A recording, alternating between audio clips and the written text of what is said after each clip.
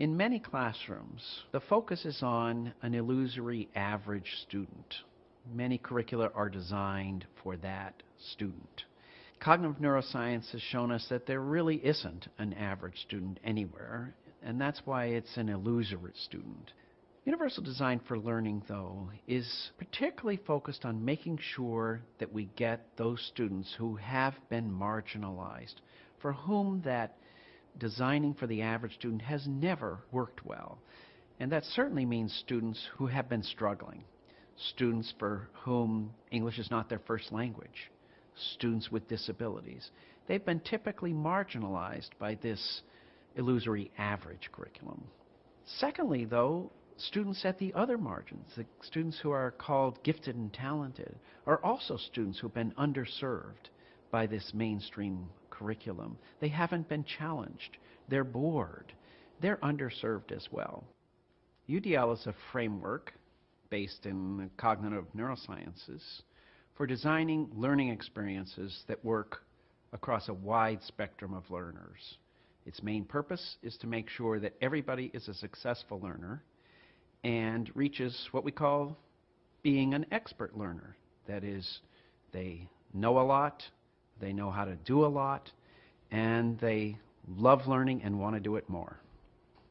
The key to Universal Design for Learning is that we're designing learning experiences which from the beginning are designed to be universal and to make sure everybody learns. And that design is primarily based on the power to be very flexible in allowing choices, in allowing different paths, in allowing for things to be presented in different ways so that we reach those other two things, universal and everybody learns.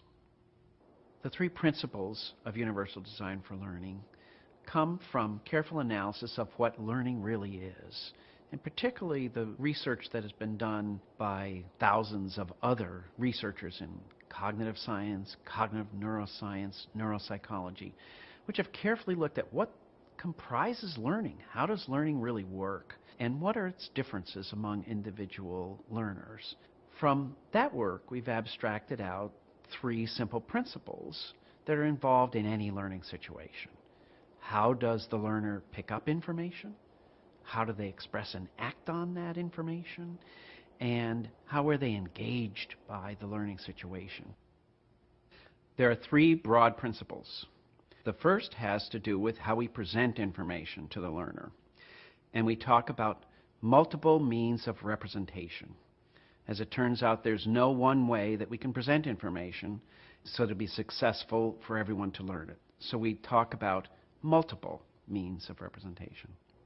So in UDL, we talk about providing multiple representations so that we're sure everyone will be able to make sense of the symbols, the language, the drawings, and so on. Take, for example, in teaching mathematics, it's typically very strong to use multiple representations, not just the symbolic expression of the numbers, but manipulables, things that the children can operate on and see directly and perceptually rather than their symbolic form.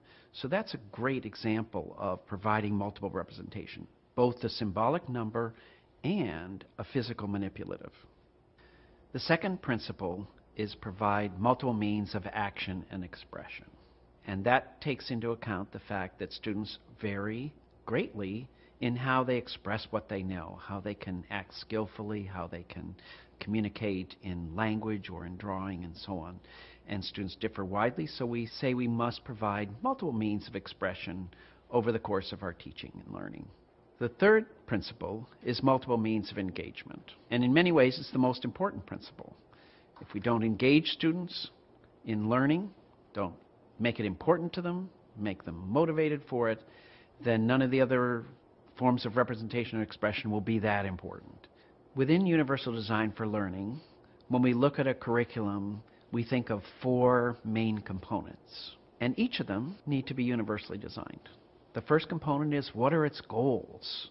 How do we translate standards into things that are important to do in the classroom? Secondly, What are the materials that are going to be in that classroom? Everything from a chalkboard to a textbook to a workbook to something on the wall. Are these materials key to learning? And if so, are they universally designed for learning?